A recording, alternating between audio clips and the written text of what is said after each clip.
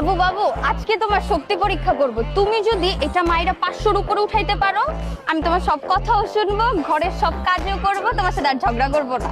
কিন্তু যদি তুমি এটা না পারো, আমি তাহলে আমার বাবার বাসায় চলে যাব। কি বলো, এটা 500 উঠাই তুইব?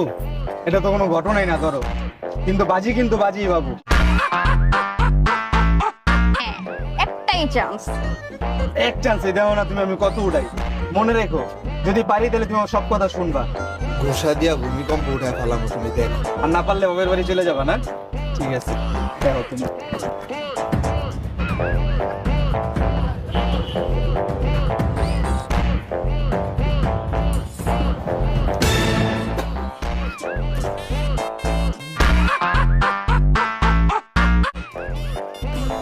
হ্যাঁ বাবু, কি হলো এটা?